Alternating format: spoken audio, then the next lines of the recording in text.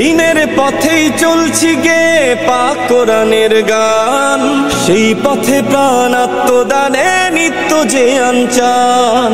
ধ্বংস পাহাড় মিশিয়ে দিলেও ভাঙবে না প্রত্যয়, তাওহীদেরই রোশনি মেখে করব মরণ জয়। আমি মুসলমান, আমার ধন হলো ঈমান, ঈমানে নূরের রওশনীতে দীপ্ত আমার প্রাণ। আসসালামু আলাইকুম ওয়া রাহমাতুল্লাহি ওয়া বারাকাতুহু। ওয়া আলাইকুম আসসালাম ওয়া রাহমাতুল্লাহ। আলহামদুলিল্লাহিল্লাযী বিনি'মাতিহি তাতিম্মুস সালিহাত ওয়া বিফadlihi তাতানাজ্জালুল খায়রাতু ওয়াল বারাকাত। وأشهد أن لا إله إلا الله وحده لا شريك له في الربوبية والألوهية والأسماء والصفات. وأشهد أن سيدنا ونبينا محمدًا عبد الله ورسوله خير البريات ونبي الهدى والمكرمات، صلى الله تعالى عليه وعلى آله وصحبه ما دامت الأرض والسماوات وما سبحت الذرات والمجرات. أما بعد، فأعوذ بالله من الشيطان الرجيم. بسم الله الرحمن الرحيم. ولقد أرسلنا موسى بآياتنا أن أخرج قومك من الظلمات إلى النور وذكرهم بأيام الله، إن في ذلك لآيات لكل صبار شكور.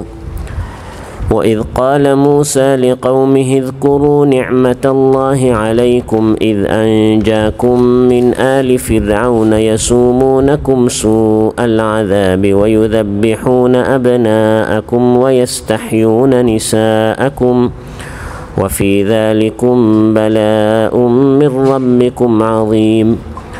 وإذ تأذن ربكم لئن شكرتم لأزيدنكم ولئن كفرتم إن عذابي لشديد. وقال موسى إن تكفروا أنتم ومن في الأرض جميعا فإن الله لغني حميد। আল্লাহ তাআলা ইরশাদ করেন, আর নিশ্চয় আমি মুসা আলাইহিস সালামকে পাঠিয়েছি আমার নিদর্শন সমূহ দিয়ে, যে তুমি তোমার কওমকে অন্ধকার সমূহ থেকে আলোর দিকে বের করে আনো এবং আল্লাহর ঐতিহাসিক দিনগুলো তাদেরকে স্মরণ করিয়ে দাও। নিশ্চয় তাতে নিদর্শন রয়েছে প্রত্যেক খুব বেশি ধৈর্যশীল এবং শুকরগুজার বান্দাদের। আর স্মরণ করো যখন মুসা আলাইহিস সালাম তার কওমকে বললেন, হে আমার কওম, আল্লাহর নিয়ামতের কথা স্মরণ করো। তিনি তোমাদেরকে স্বাধীন করেছেন, মুক্ত করেছেন আলে ফিরআউন থেকে, ফিরআউনের পরিবার থেকে। তারা তোমাদেরকে জঘন্যতম শাস্তি দিত, তোমাদের ছেলেদেরকে তারা জবাই করত, তোমাদের মেয়েদেরকে তারা জীবিত রাখত, এবং এতে তোমাদের রবের পক্ষ থেকে তোমাদের জন্য কঠিন পরীক্ষা ছিল। আর স্মরণ করো যখন তোমাদের রব ঘোষণা করেছেন, নিয়ামতের শুকরিয়া আদায় করলে, তোমরা যদি নিয়ামতের শুকরিয়া আদায় করো আমি নিয়ামত বাড়িয়ে দিব, আর যদি কুফরি করো জেনে রাখো আমার শাস্তি অতি কঠোর। আর মুসা আলাইহিস সালাম বললেন, যদি তোমরা কুফরি করো আর গোটা জমিনের সবাই যদি কুফরি করে, শুনে রাখো নিশ্চয় আল্লাহ তাআলা অমুখাপেক্ষী প্রশংসিত। আলহামদুলিল্লাহ, আল্লাহ তাআলা আমাদেরকে আজকের এই পবিত্র দিনে ইফতারের আগ মুহূর্তে ঐতিহাসিক এক দিনকে স্মরণ করার জন্য আমাদেরকে একত্রিত হওয়ার তৌফিক দান করলেন। আমরা বলি আলহামদুলিল্লাহ।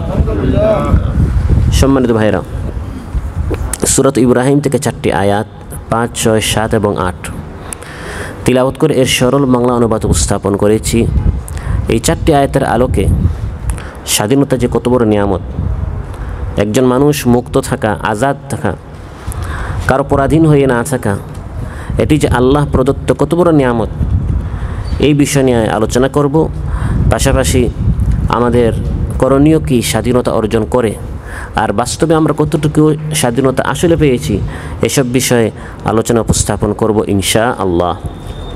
সম্মানিত ভাইয়েরা, আল্লাহ তাআলা মুসা আলাইহিস সালামকে পাঠিয়েছিলেন এমন এক পরাধীন জাতির নিকট, যে পরাধীন জাতি অর্থাৎ বানু ইসরাইল তাদেরকে ফিরআউন পরাধীনতার জিঞ্জিরে আবদ্ধ করে রেখেছিল, শৃঙ্খল করে রেখেছিল। তাদের পুত্র সন্তানদেরকে সমানে জবাই করত, কন্যাদেরকে সে দাসী হিসাবে বাঁচিয়ে রাখত। মুসা আলাইহিস সালামকে আল্লাহ তাআলা পাঠালেন দুটি দায়িত্ব দিয়ে। একটি হচ্ছে তাদেরকে ইসলামের দাওয়াত দাও, তোমার কওমকে অন্ধকার সমূহ থেকে আলোর দিকে নিয়ে আসো। আর যখন তারা মুক্ত হয়ে যাবে, আজাদ হয়ে যাবে, স্বাধীন হয়ে যাবে, তখন আগের এই সকল বিপদের দিনগুলো, পরীক্ষার দিনগুলো তাদেরকে স্মরণ করায়ও যে এখন আল্লাহ তাআলা তোমাদেরকে আজাদ করেছেন, মুক্ত করেছেন, স্বাধীন করেছেন। আল্লাহ চাইলে এখনও পরাধীন করে রাখতে পারতেন। ওয়ালাকাদ আরসালনা মূসা বিআয়াতিনা, আল্লাহ তাআলা বলেন নিশ্চয় আমি মূসা আলাইহিস সালামকে পাঠিয়েছি আমার নিদর্শনসমূহ দিয়ে। তাওরাত দিয়েছেন মূসা আলাইহিস সালামকে, আল্লাহ তাআলা লাঠি দিয়েছেন। মূসা আলাইহিস সালামকে আল্লাহ তাআলা বিভিন্ন ধরনের মুআজিজা দিয়েছেন, নিদর্শনসমূহ দিয়ে আল্লাহ তাআলা পাঠালেন তার কওমের নিকট। আন আখরিজ কওমাকা মিনাজ-যুলুমাতি ইলান-নূর, যে তুমি তোমার কওমকে অন্ধকার সমূহ থেকে আলোর দিকে নিয়ে আসো। তার কওমকে, তিনি এক কওমের নবী ছিলেন, কিন্তু রাসূল সাল্লাল্লাহু আলাইহি সাল্লাম নির্দিষ্ট কোনো কওমের নয়, তিনি ছিলেন সকল মানব মণ্ডলীর জন্য রাসূল। সুবহানাল্লাহ। কিতাবুন আনজালনাহু ইলাইকা লিতুখরিজান নাসা মিনাজ-যুলুমাতি ইলান-নূর, রাসূল সাল্লাল্লাহু আলাইহি সাল্লামকে অন্ধকার সমূহ থেকে মানব মণ্ডলীকে আলোর দিকে বের করে আনার জন্য আল্লাহ পাঠালেন। মূসা আলাইহিস সালামকেও এই দায়িত্ব দিয়ে পাঠালেন, কিন্তু কাজের পরিধি হচ্ছে মহানবী সাল্লাল্লাহু আলাইহি সাল্লামের হচ্ছে আন্নাস, সকল মানুষকে, আর মূসা আলাইহিস সালাম হচ্ছে শুধু তার কওমকে। এটি হচ্ছে তার প্রথম দায়িত্ব, যে তিনি তার কওমকে অন্ধকার সমূহ থেকে আলোর দিকে নিয়ে আসবেন। আর দ্বিতীয় দায়িত্ব হচ্ছে ওয়াযাক্কিরহুম বিআইয়ামিল্লাহ, ঐতিহাসিক যে সকল দিন, এই সকল দিন এর কথা তাদেরকে স্মরণ করিয়ে দেয়া। যেমন আজকে আমরা এই অনুষ্ঠান হচ্ছে ঐতিহাসিক একটি দিবস স্মরণ করা। ঐতিহাসিক দিনগুলো স্মরণ করে যদি আল্লাহ তাআলা এই নিয়ামত দ্বারা ধন্য না করতেন কী অবস্থা হতো, কে এই নিয়ামত দ্বারা ধন্য করলেন, তার শুকরিয়া আদায় করে এইসব বিষয়ে আলোচনা করে করে বিশেষ করে নতুন নতুন প্রজন্মদেরকে স্মরণ করানো, এটি হচ্ছে একটি সুন্নত। ওয়াযাক্কিরহুম বিআইয়ামিল্লাহ, আল্লাহর দিনগুলোর কথা স্মরণ করাও। এর দুটি তাফসীরে এসেছে। একটি হচ্ছে আল্লাহর দিনগুলো, অর্থাৎ আল্লাহ তাআলা অন্যান্য জাতিদেরকে কীভাবে ধ্বংস করেছেন এগুলো তোমার কওমকে স্মরণ করিয়ে দাও। আদ জাতিকে যেদিন আল্লাহ ধ্বংস করেছেন, ইয়াউমি নাহসি মুস্তামির, অশুভ একটি দিন ছিল। সামুদ জাতিকে আল্লাহ যেদিন ধ্বংস করেছেন আইয়ামিল্লাহ, ফিরআউনকে যেদিন আল্লাহ তাআলা পানিতে ডুবিয়েছেন, এটি হচ্ছে আল্লাহর একটি ঐতিহাসিক দিন। এগুলো তাদেরকে স্মরণ করাও, যাতে করে তারাও সাবধান হয়, সতর্ক হয়, আল্লাহ তাআলা এই জাতিকেও এভাবে আগের জাতিদের মতো ধ্বংস করতে পারেন।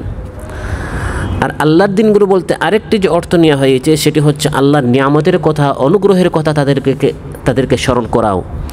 যেদিন আল্লাহ তাআলা তাদেরকে বিভিন্ন নিয়ামত দ্বারা ধন্য করেছেন, এগুলো যেন তারা স্মরণ করে। যেদিন আপনার চাকরি হয়েছে, যেদিন আপনার দোকান আপনি উদ্বোধন করেছেন, যেদিন আপনার সন্তান হয়েছে, দীর্ঘদিন পর্যন্ত আপনি নিঃসন্তান ছিলেন, এগুলো হচ্ছে আপনার জীবনের বড় একটি আল্লাহর পক্ষ থেকে নিয়ামত প্রাপ্তের দিন।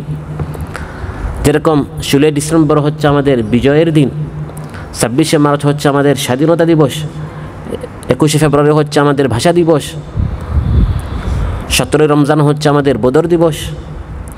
এভাবে কিছু দিন হচ্ছে ঐতিহাসিক, এগুলো যুগ যুগান্তরে প্রজন্মের পর প্রজন্ম এগুলো মানুষ স্মরণ করে, স্মরণ রাখে, কারণ এগুলো হচ্ছে আনন্দের দিন, খুশির দিন। জাতির উপর আল্লাহর যেসব নিয়ামত রাত দিন বর্ষিত হয়, এগুলো তাদেরকে স্মরণ করে দিতে হবে। নতুন প্রজন্ম এগুলো ভুলে যায়, তাদেরকে স্মরণ করে দিতে হবে। যেসব বিশেষ নিয়ামত তাদেরকে দান করা হয়েছে সেগুলো স্মরণ করিয়ে আল্লাহর আনুগত্য এবং তাওহীদের দিকে তাদেরকে আহ্বান করতে হবে। সম্মানিত ভাইরা, এভাবে যারা আল্লাহর শুকরগুজার বান্দা, যারা সবর করে, তাদের জন্য এখানে অনেক নিদর্শন রয়েছে। আল্লাহর শুকরিয়া আদায় করবে যে আল্লাহ তাআলা এই নিয়ামত আমাদেরকে দান করেছেন। ইন্না ফি যালিকা লাআয়াতিল লিকুল্লি সাব্বারিন শাকুর। ইমানদার ব্যক্তি হয় সবর করে বা শুকরিয়া আদায় করে, সুখে হলে শুকরিয়া আদায় করে, কষ্টে হলে সে সবর করে। সুবহানাল্লাহ। আজাবান লিআমরিল মুমিন ইন্না আমরাহু কুল্লাহু লাহু খায়র ওয়ালাইসা যালিকা লিআহাদিন ইল্লা লিল মুমিন ইন আসাবাতহু সাররা শাকারা ফাকানা খায়রান লাহ ওয়া ইন আসাবাতহু দাররা সাবারা ফাকানা খায়রান লাহ। রাসূল সাল্লাল্লাহু আলাইহি ওয়াসাল্লাম ইরশাদ করেন, ইমানদার ব্যক্তির প্রত্যেকটি অবস্থা তার জন্য কল্যাণকর। আমি অবাক হই ইমানদার ব্যক্তির অবস্থা দেখে। সুখে হলে সে শুকরিয়া আদায় করে, এটা তার জন্য কল্যাণকর। দুঃখে হলে সে সবর করে, এটাও তার জন্য কল্যাণকর। সাব্বারিন শাকুর। মুসা আলাইহিস সালামকে আল্লাহ তাআলা বললেন, আপনি আপনার কওমকে স্মরণ করিয়ে দেন ঐতিহাসিক দিনগুলো। মুসা আলাইহিস সালাম তিনি তার কওমকে স্মরণ করিয়ে দিচ্ছেন ঐতিহাসিক দিন। প্রথম যে দিনের কথা তিনি স্মরণ করিয়ে দিলেন, প্রথম যে নিয়ামতের কথা, সেটি হচ্ছে সেই দিন যেই দিনকে আল্লাহ তাআলা ফিরআউনকে পানিতে ডুবিয়ে বানু ইসরাঈলকে ফিরআউনের অত্যাচার থেকে বাঁচিয়ে দিলেন। এটি ছিল বানু ইসরাঈলের স্বাধীনতা দিবস। এটি ছিল বানু ইসরাঈলের স্বাধীনতা দিবস। তারা ওই দিন ফিরআউনের কবল থেকে তারা স্বাধীন হয়েছিলেন, আজাদ হয়েছিলেন, মুক্ত হয়েছিলেন। মুসা আলাইহিস সালাম তার কওমকে বলছেন, এটি কত বড় নিয়ামত, হে আমার কওম স্মরণ করো। وَإِذْ قَالَ مُوسَى لِقَوْمِهِ اذْكُرُوا نِعْمَةَ اللَّهِ عَلَيْكُمْ। আল্লাহর আদেশ মোতাবেক মুসা আলাইহিস সালামকে আল্লাহ বলছেন, যাক্কিরহুম বিআইয়ামিল্লাহ, তোমার কওমকে আল্লাহর নিয়ামতের দিনগুলো স্মরণ করাও। তিনি এই নিয়ামতের দিনগুলো, আল্লাহর অনুগ্রহের দিনগুলো স্মরণ করাচ্ছেন। তিনি বলছেন, হে আমার কওম, আল্লাহর নিয়ামতের কথা স্মরণ করো। নিয়ামত স্মরণ করা এর অর্থ কি? এর অর্থ হচ্ছে মুখে অন্তরে এই নিয়ামত স্বীকার করা যে এই নিয়ামতটা কার পক্ষ থেকে? আল্লাহর পক্ষ থেকে। অনুরূপভাবে নিয়ামতগুলোর যে অধিকার এবং মর্যাদা রয়েছে এগুলো চিহ্নিত করে সেগুলোকে সঠিকভাবে ব্যবহার করা, সেগুলো যিনি প্রদান করেছেন সে আল্লাহ তাআলার শুকরিয়া আদায় করা এবং আল্লাহ তাআলার নির্দেশ মোতাবেক জীবনযাপন করা। মুসা আলাইহিস সালাম যেভাবে তার কওমকে স্বাধীনতা নামক নিয়ামতের কথা স্মরণ করে দিয়েছেন, আল্লাহ তাআলা মক্কার সাহাবীদেরকে মদিনায় যখন তারা হিজরত করে গেলেন, মক্কার সাহাবীদেরকে আল্লাহ বলছেন, সেই মদিনার কথা আপনারা স্মরণ করেন, সেই মক্কার কথা আপনারা স্মরণ করেন। এখন আপনারা মদিনায় আছেন, সুখে আছেন, স্বাধীন একটি রাষ্ট্র আপনারা পেয়েছেন, কিন্তু এক সময় আপনারা আবু জাহেল, উতবা, শাইবাদের অধীনে ছিলেন, তাদের জুলুম অত্যাচারে আপনারা অতিষ্ঠ ছিলেন। সেই আগের দিনগুলো আপনারা একটু স্মরণ করেন। واذكروا إذ أنتم قليل مستضعفون في الأرض تخافون أن يتخطفكم الناس فآواكم وأيدكم بنصره ورزقكم من الطيبات لعلكم تشكرون। আল্লাহ তাআলা মক্কার সাহাবীদেরকে বলছেন, যখন তারা মদিনায় হিজরত করে এখন স্বাধীন হয়ে গেছেন, এখন তারা আজাদ হয়ে গেছেন, এখন তারা কারো ভয়ে আতঙ্কিত নন। আল্লাহ তাআলা বলেন, সেই সময় স্মরণ করেন মক্কার, যখন আপনারা সংখ্যা একবারে কম ছিলেন, জমিনে আপনাদেরকে দুর্বল পরিগণিত করা হতো, সব সময় এই আতঙ্কে ছিলেন কে হঠাৎ আপনাদেরকে গুম করে ফেলে। ইয়াতাখাত্তাফাকুমুন নাস, মানুষ আপনাদেরকে হঠাৎ আপনাদের উপর হামলা করে আপনাদেরকে গুম করে ফেলে, শেষ করে ফেলে, সবসময় একটি আতঙ্কে ছিলেন, আরেকজনের অধীনে ছিলেন। আল্লাহ তাআলা কি করলেন? ফাআওয়াকুম, এখন আপনাদেরকে একটি সুন্দর আশ্রয়স্থল দিয়েছেন। সুবহানাল্লাহ।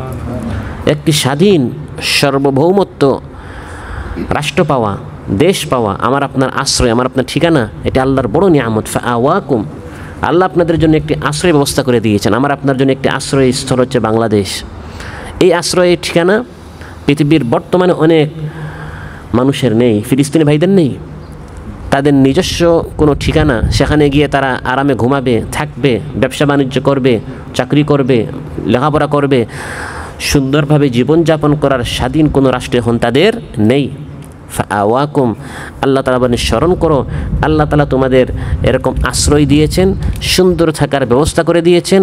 ওয়ারাযাকাকুম মিনাত তাইয়্যিবাত, সুন্দর সুন্দর এবং হালাল তাইয়্যিব পবিত্র খাবারের ব্যবস্থা করে দিয়েছেন, খাবারের ব্যবস্থা, থাকার ব্যবস্থা, স্বাধীন একটি রাষ্ট্র দিয়েছেন। লাআল্লাকুম তাশকুরুন, যাতে করে তোমরা আল্লাহর কি করো? শুকরিয়া আদায় করো। বিভিন্ন সময় মানুষ অন্যান্যদের আক্রমণের ভয়ে থাকে, আরেকজনের অধীনে থাকে, তারপর যখন স্বাধীন হয় দেখা যায় আল্লাহর নিয়ামত ভুলে যায়। এগুলো পৃথিবীর ইতিহাসে বিভিন্ন জাতির বিভিন্ন সময় হয়। আল্লাহ স্মরণ করে দিচ্ছেন, বান্দারা স্মরণ করো, এক সময় আরেক জাতির আক্রমণের তোমরা ভয়ে ছিলে, যেমন আমরা পাক বাহিনীর আক্রমণের ভয়ে ছিলাম, তাদের হামলা মামলার আমরা ভয়ে ছিলাম, এবং তারা নৃশংসভাবে বাঙালি জাতির উপর তারা আক্রমণ চালিয়েছে, জুলুম অত্যাচার করেছে। ইয়া আইয়ুহাল্লাযীনা আমানু যকুরু নি'মাতাল্লাহি আলাইকুম إذ هم قوم أن يبسطوا إليكم أيديهم فكف أيديهم عنكم واتقوا الله وعلى الله فليتوكل المؤمنون হে ইমানদারেরা উযকুরু নি'মাতাল্লাহি আলাইকুম তোমাদের উপর আল্লাহর নিয়ামতের কথা স্মরণ করো যখন আরেক জাতি তোমাদের দিকে তারা হাত বাড়াচ্ছিল তোমাদেরকে কষ্ট দেওয়ার জন্য মেরে ফেলার জন্য তাদের অধীনে রাখার জন্য তাদের গোলামি তাদের দাসত্ব যাতে করে তোমরা করো তোমাদেরকে বাধ্য করার জন্য ফাকাফফা আইদিয়াহুম আনকুম আল্লাহ দয়া করে তাদের হাতটি তোমাদের থেকে সরিয়ে দিলেন তোমাদেরকে আল্লাহ মুক্ত করে দিলেন তোমাদেরকে আল্লাহ আজাদ করে দিলেন যেরকম আমরা স্বাধীন হয়েছি এরকম কিয়ামত পর্যন্ত যারা কোনো অন্যের অধীন থেকে স্বাধীন হয় এই আয়াত সর্বকালের সর্বযুগের সকল স্বাধীন জনগোষ্ঠীর জন্য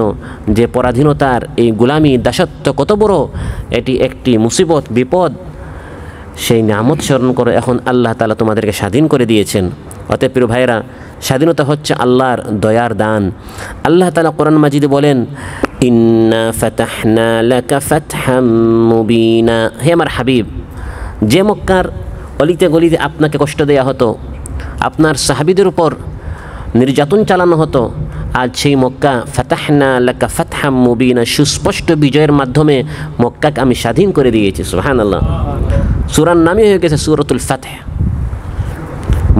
মক্কার ফাতহ বিজয় হয়েছে মক্কাটাকে আল্লাহ তাআলা স্বাধীন করে দিয়েছেন এখন আর মক্কায় কোনো অন্যের অধীনে এই মক্কা আর পরিচালিত হবে না তাহলে ইসলামের দৃষ্টিতে স্বাধীনতার গুরুত্ব কত বেশি একটি সূরার নাম হচ্ছে সূরাতুল ফাতহ প্রিয় ভাইরা নবী রাসূলগণ যুগে যুগে এই স্বাধীনতার পক্ষেই তারা সংগ্রাম করেছেন ইসলাম স্বাধীনতার পক্ষে ইসলাম স্বাধীনতার বিপক্ষে নয় ইসলামী শক্তি স্বাধীনতার পক্ষে এবং যুগে যুগে নবী রাসূলগণ এই স্বাধীনতার পক্ষে তারা সংগ্রাম করেছেন মানবতার মুক্তির জন্য নবীগণ তারা সংগ্রাম করেছেন কখনো স্বাধীনতা অর্জন ও এর সুরক্ষার জন্য বাধ্য হয়ে নবীরা যুদ্ধ পর্যন্ত করেছেন মানব গোষ্ঠীর স্বাধীনতা রক্ষার জন্য স্বাধীনতা অর্জনের জন্য হযরত মূসা আলাইহিস সালাম যখন তিনি ফিরআউনের নিকট নবী হয়ে আসলেন তিনি প্রথমেই ফিরআউনকে আল্লাহর দিকে দাওয়াত দিলেন এবং তার দ্বিতীয় দাওয়াতই ছিল আন আরসিল মা'না বানি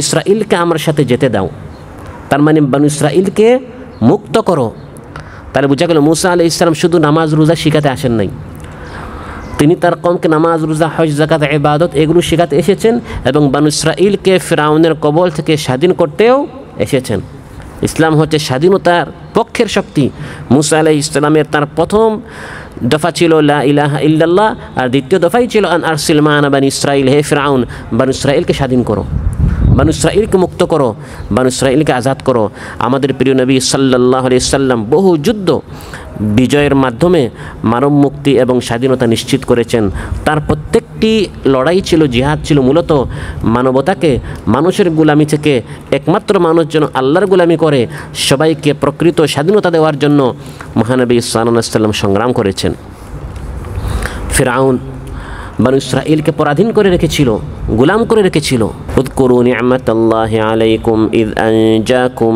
মিন আলি ফিরআউন মূসা আলাইহিস সালাম বলছেন হে বানি ইসরাঈল স্মরণ করো এখন তোমরা স্বাধীন হয়ে গেছো আজাদ হয়ে গেছো সেই সময়ের কথা স্মরণ করো আল্লাহ তাআলা আজ তোমাদেরকে ফিরআউনের পরিবার থেকে নাজাত দিয়েছেন তার দল থেকে তোমাদেরকে নাজাত দিয়েছেন তারা তোমাদেরকে কঠিন থেকে কঠিন শাস্তি দিত কঠিন থেকে কঠিন নির্যাতন তোমাদের উপর চালাতো কাউরে চাইলে গুম করে ফেলতো যাকে চায় তারা ফাঁসির কাস্টে ঝুলাতো যাকে চায় গায়েবী মামলা দিয়ে দিত যদি কাউরে চায় তার উপর কারারুদ্ধ তাকে করে ফেলতো যাবজ্জীবন কারাদণ্ড তার উপর তারা দণ্ড দিয়ে দিত যা ইচ্ছা তা বানু ইসরাঈল করতো অথচ বানু ইসরাঈলও মিশরে থাকতো ফিরআউনও মিশরে থাকতো কিন্তু ফিরআউন এই বানু ইসরাঈলের উপর এভাবে অবর্ণনীয় নির্যাতন চালাতো আল্লাহ তাআলা বলেন মূসা আলাইহিস সালাম তার কওমকে স্মরণ করে দিয়েছেন স্মরণ করো এখন আল্লাহ তাআলা তোমাদেরকে স্বাধীন করে দিয়েছেন তারা তোমাদের ছেলেদেরকে জবাই করতো ইযাববিহুনা আবনাআকুম হাজারো বানু ইসরাঈলের সন্তানদেরকে পুত্র সন্তানদেরকে বাবার সামনে শুধু সে বানু ইসরাঈলের ওই দলে কেন ফিরআউনের দলে নয় কেন ফিরআউনের বংশ নয় কেন বানু ইসরাঈলের বংশে আসছে কেন এই একটাই অপরাধে যে তার মায়ের পেট ফিরআউনের দলের নয়, তার মায়ের পেট হচ্ছে বানু ইসরাঈলের দলের। এই অপরাধে হাজারো বানু ইসরাঈলের সন্তানদেরকে, পুত্র সন্তানদেরকে ফিরআউন কি করেছে? জবাই করেছে। হে বানু ইসরাঈল, আজ পর্যন্ত ফিরআউন জবাই করত। যদি আল্লাহ তাআলা ফিরআউনকে ধ্বংস না করতেন, তোমাদেরকে স্বাধীন না করতেন, তোমাদেরকে আজাদ না করতেন, ওয়াফি যালিকুম বালাউম মির রাব্বিকুম আযীম, এটি তোমাদের রবের পক্ষ থেকে বড় একটি বিপদ ছিল, কঠিন বিপদ ছিল। এখন আল্লাহ তাআলা তোমাদেরকে রক্ষা করেছেন, এখন আল্লাহ তাআলা তোমাদেরকে বাঁচিয়েছেন। মুসা আলাইহিস সালামকে প্রেরণের পর মুসা আলাইহিস সালামের দোয়ার মাধ্যমে আল্লাহ তাআলা বানু ইসরাঈলকে ফিরআউনের কবল থেকে মুক্তি দান করেন, তাদেরকে স্বাধীন করেন। প্রিয় ভাইরা, অতএব এখন করণীয় কি? শুকরিয়া আদায় করতে হবে। কি করতে হবে? নিয়ামতটি কার? আল্লাহ তাআলার, তিনিই স্বাধীনতা দিয়েছেন। শুকরিয়া করতে হবে কার? وَإِذْ تَأَذَّنَ رَبُّكُمْ لَئِن شَكَرْتُمْ لَأَزِيدَنَّكُمْ وَلَئِن كَفَرْتُمْ إِنَّ عَذَابِي لَشَدِيدٌ। তোমাদের রব ঘোষণা করছেন, নিয়ামত পেয়েছো, স্বাস্থ্য পেয়েছো, জীবন পেয়েছো, যৌবন পেয়েছো, স্বাধীন একটি রাষ্ট্র পেয়েছো, ভাষার স্বাধীনতা পেয়েছো, নানা ধরনের নিয়ামত দ্বারা আল্লাহ ধন্য করেছেন। এখন কি করতে হবে? শুকরিয়া আদায় করো, নিয়ামত বাড়িয়ে দিব। সুবহানাল্লাহ। শুকরিয়া আদায় করলে আল্লাহ কী করবেন? নিয়ামত বাড়িয়ে দিবেন। স্বাধীনতা কত বড় নিয়ামত এটা জানার জন্য আজ পর্যন্ত যে সকল জাতি স্বাধীনতা সংগ্রাম করে যাচ্ছে কিন্তু স্বাধীনতা পায় নাই, তাদের দিকে তাকালে আমরা বুঝতে পারবো যে স্বাধীনতা কত বড় নিয়ামত। আমাদের পার্শ্বই বার্মা, মুসলিম ভাইরা, তাদের দেশ থেকে তাদেরকে বের করে দেওয়া হয়েছে, আজ পর্যন্ত তারা পরাধীন। আমরা মোটেও তাদের চেয়ে বেশি শক্তিশালী নই, কিন্তু আল্লাহ দয়া করে আমাদেরকে স্বাধীন করে দিয়েছেন। কাশ্মীরের মুসলমানরা যুগ যুগ ধরে তারা জিহাদ করছে, শারীরিকভাবে, দৈহিকভাবে, আর্থিকভাবে আমরা তাদের চাইতে বেশি শক্তিশালী নই, তারাও আমাদের মতো, কিন্তু আজ পর্যন্ত তারা পরাধীন। আল্লাহ তাআলা আমাদেরকে স্বাধীন করে দিয়েছেন। আমাদের পার্শ্বের আসাম বলেন, ত্রিপুরা বলেন, একসাথেই স্বাধীন হওয়ার কথা ছিল, কিন্তু এখনও তারা হিন্দুস্তানের একটি হিন্দু রাষ্ট্রের তারা অধীনে, কিন্তু আমাদেরকে আল্লাহ তাআলা মুসলিম রাষ্ট্র হিসাবে স্বাধীন করে দিলেন।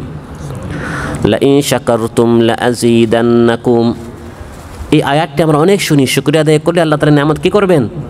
এটা কোন নিয়ামতের কথা? এই আয়াতটি এসেছে স্বাধীনতা নামক নিয়ামতের মাঝখানে, অর্থাৎ সব নিয়ামতের শুকরিয়া আদায় করে, বিশেষ করে স্বাধীনতা নামক নিয়ামত। এটি মুসা আলাইহিস সালাম তার কওম বানু ইসরাঈলকে স্মরণ করে দিচ্ছেন যে ফিরআউনের অধীন থেকে আল্লাহ তোমাদেরকে, ফিরআউনের দাসত্ব গোলামি থেকে আল্লাহ এখন তোমাদেরকে স্বাধীন করে দিয়েছেন, আজাদ করেছেন, মুক্ত করেছেন, নাজাত দিয়েছেন। এখন শুকরিয়া আদায় করো। যদিও এই আয়াত সব নিয়ামতের ক্ষেত্রে, কিন্তু বিশেষ করে স্বাধীনতা নামক নিয়ামতের ক্ষেত্রে।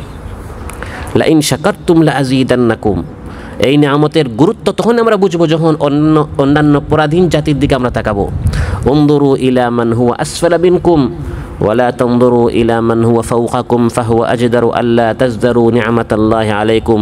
বুখারী মুসলিম এসেছে, তোমাদের চাইতে আরও বেশি নিচে যে আছে, কষ্টে আছে, বিপদে আছে, তার দিকে তাকাও, তখন নিয়ামতের শুকরিয়া আদায় করাটা কী হবে? সহজ হবে। আমার আপনার চাইতে আরও অনেক আগ থেকে সংগ্রাম করে যাচ্ছে, কিন্তু এখন পর্যন্ত স্বাধীন হয় নাই, তাদের দিকে তাকালে তখন নিয়ামতের শুকরিয়া আদায় করাটা সহজ হবে। ভাইরা, এই বাম দিকে আপনার আসেন, জায়গাগুলো আপনার পূরণ করে দেন। সম্মানিত ভাইরা, বহু ত্যাগের বিনিময়ে অর্জিত মহামূল্য স্বাধীনতা সার্থক করার জন্য নাগরিক অধিকার সমুন্নত করা, মানবাধিকার প্রতিষ্ঠা করার কোনো বিকল্প নেই। স্বাধীনতা পূর্ণতা পাবে জনতার মুখে সুখের হাসিতে। স্বাধীনতা কাঙ্ক্ষিত, স্বাধীনতা এটা আমাদের সকলের স্বপ্ন।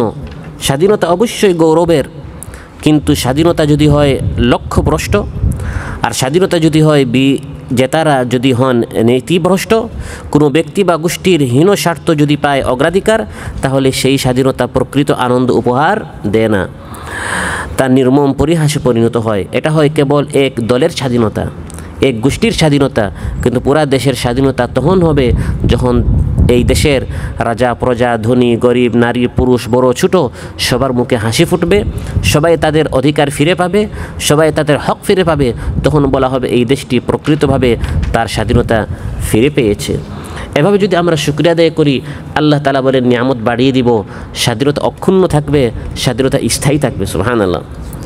আর যদি আমরা শুকরিয়া আদায় না করে কুফরি করি, যদি আমরা স্বাধীনতার নামে আল্লাহকে বৃদ্ধাঙ্গুলি দেখাই, আল্লাহর প্রশংসা না করে শুধু মাখলুকের প্রশংসা, মানুষের প্রশংসা, নেতানেত্রীর প্রশংসা, অমুক বাহাদুর তমুক বাহাদুর, তাদের বীর মুক্তিযোদ্ধাদের প্রশংসা করেই আমরা ক্ষান্ত হয়ে গেলাম, আল্লাহর নাম আমরা নিলাম না, আল্লাহর নামটা আমরা উচ্চারণ করলাম না, যিনি এত বড় নিয়ামত দান করলেন। আল্লাহ তাআলা বলেন, ওয়ালা ইন কাফারতুম ইন্না আযাবি লাশাদীদ, যদি কুফরি করো শোনো আমার শাস্তি হচ্ছে অতি কঠিন। আমার শাস্তি কি? অতি কঠিন। এই পৃথিবীর ইতিহাসে অনেক জাতি স্বাধীনতা পাওয়ার পর আবার স্বাধীনতা হারিয়েছে। আল্লাহ তাআলা ঢিল দেন, সময় দেন, সুযোগ দেন, ছাড় দেন, কিন্তু ছেড়ে দেন না। স্বাধীনতা আল্লাহ দিয়েছেন, আলাদা একটি ভূখণ্ড দিয়েছেন। আল্লাহ একটি দৃষ্টান্ত দিচ্ছেন এই পৃথিবীর ইতিহাসে কতক জনপদের বাস্তব দৃষ্টান্ত কি। وضرب الله مثلا قرية كانت آمنة مطمئنة يأتيها رزقها رغدا من كل مكان فكفرت بأنعم الله فأذاقها الله لباس الجوع والخوف بما كانوا يصنعون। আল্লাহ তাআলা বলেন, একটি রাষ্ট্র, একটি দেশ, তারা খুব শান্ত ছিল, আরামে ছিল, সব ধরনের খাবার সেই দেশে আসতো, সব ধরনের শিল্প ছিল, ক্ষেত ছিল, মানুষ শান্তিতে ছিল, কিন্তু তারা আল্লাহর নিয়ামতের কুফরি করেছে। নামাজ নেই, দিন নেই, ইমান নেই, পর্দা নেই, অশ্লীলতা, লজ্জাহীনতা, বেলেল্লাপনা, বেহায়াপনা এর ছয়লাভ হয়ে গেছে। নাচ, গান, মাদক এগুলোর আধিক্য পেয়েছে, ব্যাপকভাবে প্রচার হচ্ছে। আল্লাহর নিয়ামতের কুফরি করেছে। আল্লাহ তাআলা নিয়ামত দিয়েছিলেন, কিন্তু তারা যখন নিয়ামতের কুফরি করেছে, ফাআযাকাহাল্লাহু লিবাসাল জু'i ওয়াল খাউফি বিমা কানু ইয়াসনাউন। আল্লাহ তাআলা বলেন, তাদের কৃতকর্মের কারণে আমি ক্ষুধা এবং ভয়কে তাদের সাথে কাপড়ের মতো লাগিয়ে দিলাম। কাপড় যেরকম মানুষের শরীরের সাথে লেগেই থাকে, উপরে গেলেও কাপড় সাথে, নিচে গেলেও কাপড়টা সাথে থাকে। ক্ষুধা থেকে বাঁচার জন্য ইউরোপের দিকে গেলেও লাভ নেই, রাশিয়ার দিকে গেলেও লাভ নেই, চায়নার দিকে গেলে লাভ নেই, যার নিকটে আশ্রয় চাক, দেখা যায় কেউ তাদেরকে এই ভয় থেকে এবং ক্ষুধা থেকে, দুর্ভিক্ষ থেকে, দ্রব্যমূল্যের অর্ধগতি থেকে বাঁচাতে পারে না। আমি স্বাধীনতা দিয়েছিলাম, বিভিন্ন ধরনের নাজ নিয়ামত দিয়েছিলাম, চেয়েছিলাম তারা শুকরিয়া আদায় করুক, কিন্তু যখন তারা শুকরিয়া আদায় করলো না, ফাইন্নাল্লাহা লাগানিয়্যুন হামিদ, শুনো বান্দারা, আমি তোমাদের শুকরিয়ার প্রশংসার মুহতাজ না, আমি আল্লাহ নিজে প্রশংসিত, আমি আল্লাহ তাআলা নিজে অভাবমুক্ত। সুবহানাল্লাহ। আমার প্রশংসা করলে যে আমি আল্লাহর লাভ হবে এমন নয়, বরং আমি নিজে অভাবমুক্ত, আমি নিজে সর্বপ্রশংসনীয়।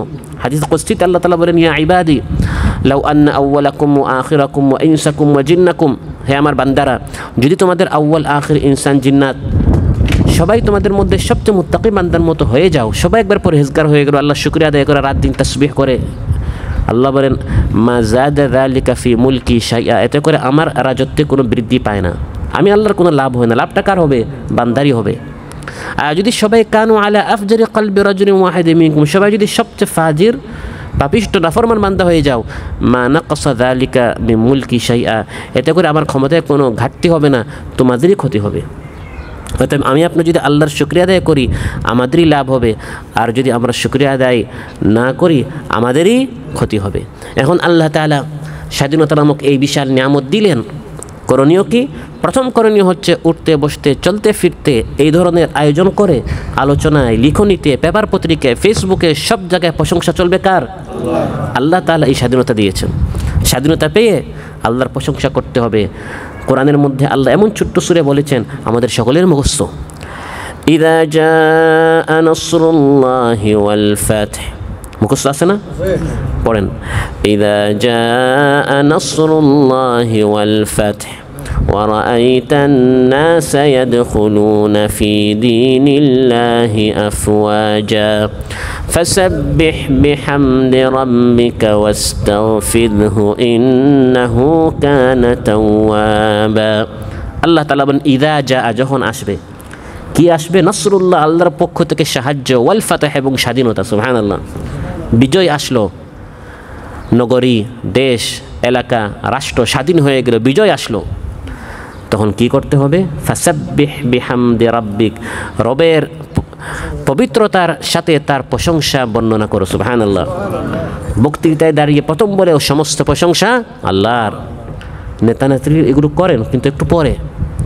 বীর মুক্তিযোদ্ধাদেরও অসংখ্য তাদের অবশ্যই অবদান আছে, ভূমিকা আছে, উল্লেখ করেন, স্মরণ করেন, কোনো সন্দেহ নেই, কিন্তু এগুলো পরে। প্রথমে হচ্ছে ফাসাব্বিহ বিহামদি রাব্বিকা, আল্লাহর তাসবিহ করো। ওয়াস্তাগফিরহু, এবং স্বাধীনতা সংগ্রামে যদি কোনো ভুল ত্রুটি হয়ে থাকে আল্লাহর নিকট ক্ষমা চাও, আল্লাহ তাআলা অবশ্যই ক্ষমা করে দিতে পারেন। তাহলে মুসলিম হিসাবে, ইমানদার হিসাবে বক্তৃতায়, বক্তব্যে, আলোচনায়, লিখনিতে, সব জায়গায় প্রশংসা সবই হচ্ছে কার? আল্লাহ তাআলার। প্রিয় ভাইয়েরা, স্বাধীনতা পরবর্তী করণীয় সম্পর্কে কোরআন মাজিদে আল্লাহ তাআলার ঘোষণা যে হে বান্দারা, আমি তোমাদেরকে যখন একটি স্বাধীন রাষ্ট্র দিয়ে দিব, সেই রাষ্ট্র তোমরা কিভাবে পরিচালনা করবে? আল্লাযীনা ইম্মাক্কান্নাহুম ফিল আরদি আকামুস সালাতা ওয়া আতাউয যাকাতা ওয়া আমারু বিল মা'রুফি ওয়া নাহাউ আনিল মুনকার ওয়ালিল্লাহি আকিবাতুল উমুর। আমার ইমানদার বান্দাদেরকে যখন আমি জমিনের উপর, কোনো দেশের উপর প্রতিষ্ঠিত করি, ক্ষমতায় ইমানদাররা গেল, দেশ স্বাধীন হয়ে গেল, এখন কাফির মুশরিকদের আমরা অধীনে নই, হিন্দু, বৌদ্ধ, ইহুদি, খ্রিস্টান, অন্য কোনো অমুসলিম জাতির অধীনে আমরা নই, এখন আমরা স্বাধীন হয়ে গেছি আলহামদুলিল্লাহ। এখন কি করতে হবে? আল্লাহ তাআলা বলেন, হে বান্দারা, তোমরা অন্য মানুষের গোলাম না, কিন্তু তোমরা তো আমি আল্লাহর গোলাম। তোমরা অন্য মানুষের পরাধীন না, কিন্তু আমি আল্লাহর অধীনত থাকতে হবে।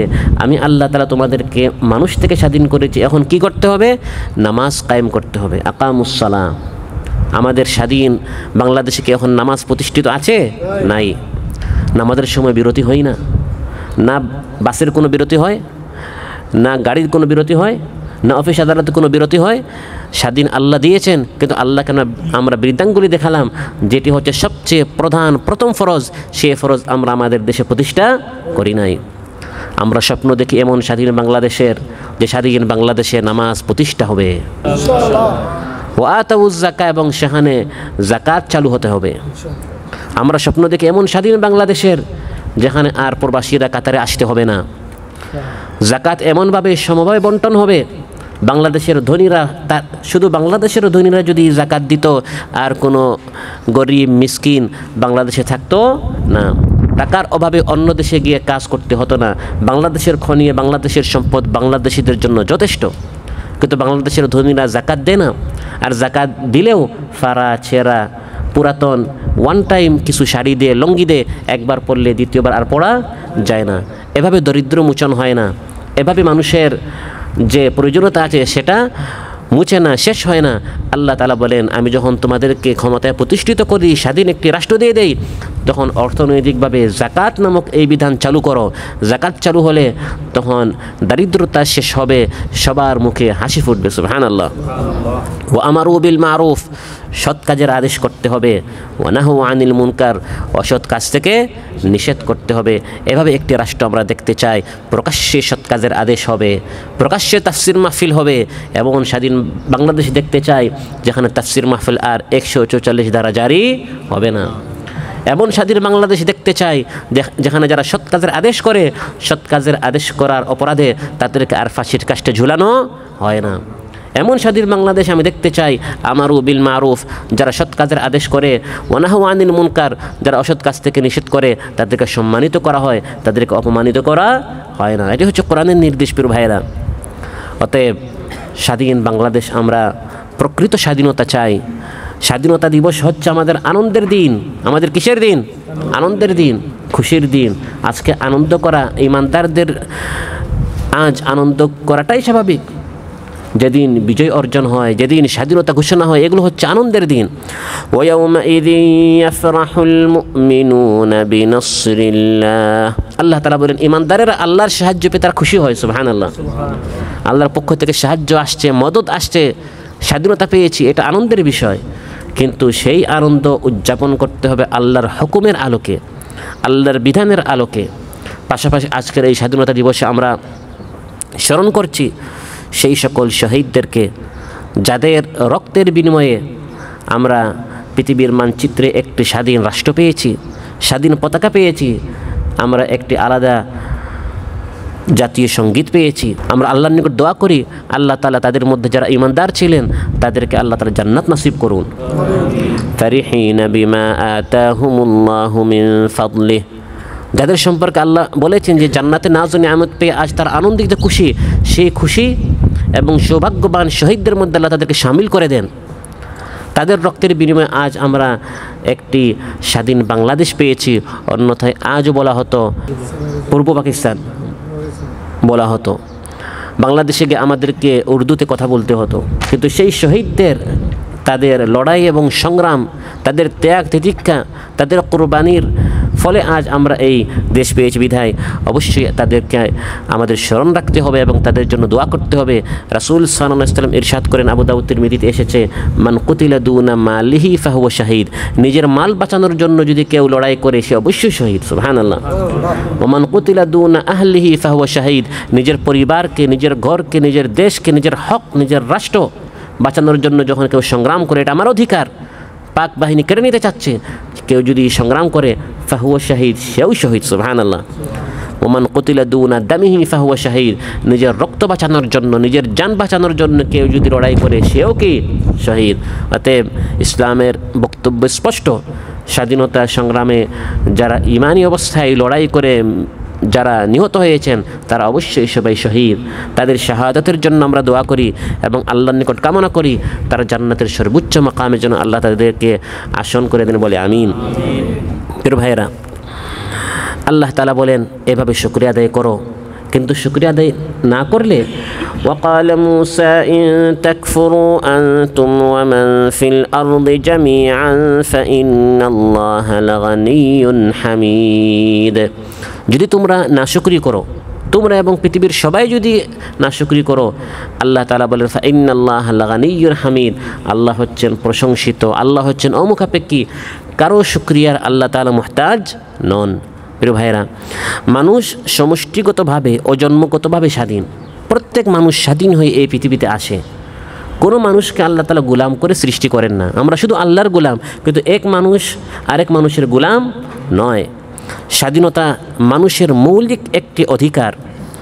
মানবতার মুক্তির দূত প্রিয় নবী সাল্লাল্লাহু আলাইহি ওয়াসাল্লামের ইরশাদ করেন, কুল্লু মাউলুদিন ইউলাদু আলাল ফিতরা ফাআবাওয়াহু ইউহাউইদানিহি আও ইউনাসসিরানিহি আও ইউমাজ্জিসানি, প্রত্যেক নবজাতক স্বভাব ধর্মে জন্মে, তারপর তার পিতামাতা তাকে বিভিন্ন শৃঙ্খলায় আবদ্ধ করে, কেউ ইহুদি বানায়, কেউ খ্রিস্টান বানায়।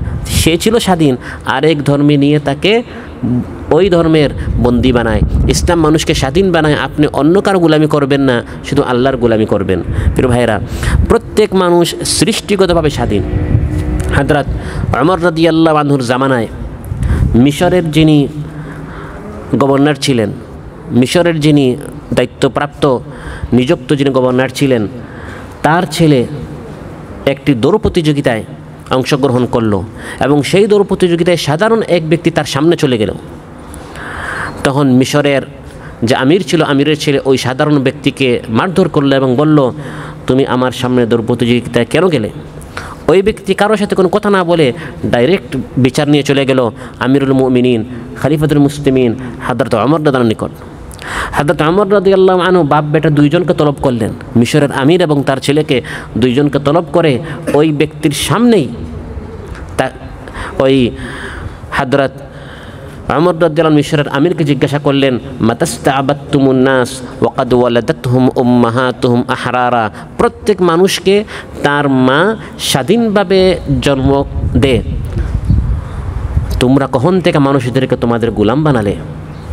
তুমি মিশরের আমিরের ছেলে, এই পাওয়ারে সাধারণ এক ব্যক্তি তোমার সামনে দৌড় প্রতিযোগিতায় কেন গেল? ওই পাওয়ারে তুমি তাকে তোমার গোলাম বানালে?